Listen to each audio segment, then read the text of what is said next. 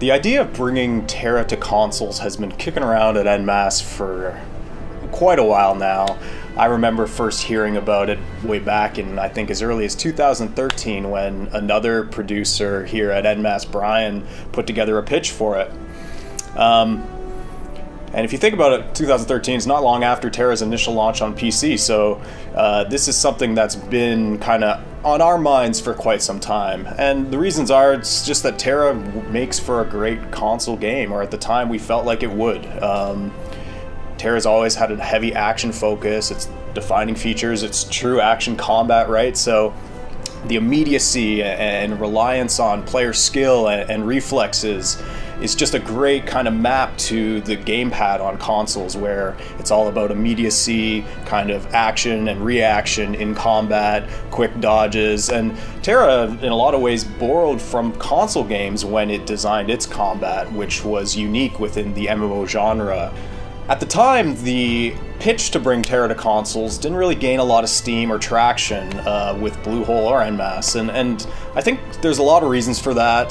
The previous generation of console hardware was not really well suited to a game of TERA's type, and there weren't also a lot of free-to-play games and support for free-to-play games. That was kind of a new thing in the console space, or an unknown thing back in 2013.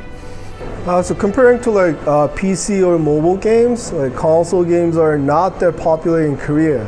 So it was really difficult for us to actually form the team that we need to have for this project. As a developer, it is natural to have this, ability to make a console games. So we took some risk ourselves and pursued a right path. The console project, or the idea of the console project at the time, kind of sat on the back burner for a little while we worked to kind of service TERA on PC and build it out following its free-to-play launch in February 2013.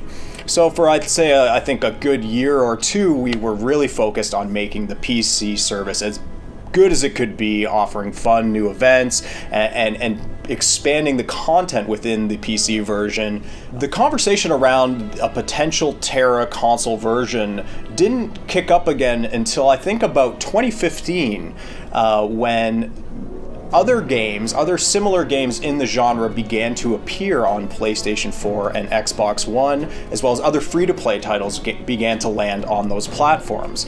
And we decided to revisit the pitch and see if there was anything there or anything to it. We still really believed wholeheartedly in TERA as a console game.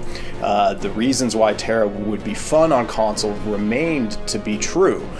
In November 2015, myself and a few other folks here at en masse traveled to Redmond in Washington to Microsoft's office to introduce them to TERA. They had some prior knowledge of the game, but they didn't have a lot of information around how we serviced the game, what kind of content it offered, or why it would be a good fit for their platform. The timing was actually really cool and lined up well, because the Brawler, as an example of why TERA is a great fit for gamepads, is kind of the perfect example, right? Where you're chaining together combos, you're building a combo meter on the screen. So it was really kind of serendipitous that was the content we were pitching to Microsoft for the console version, to kind of sell them on the idea. So coming out of that meeting, where both EME and Bluehole employees were present, I think we had a renewed interest in developing TERA for consoles.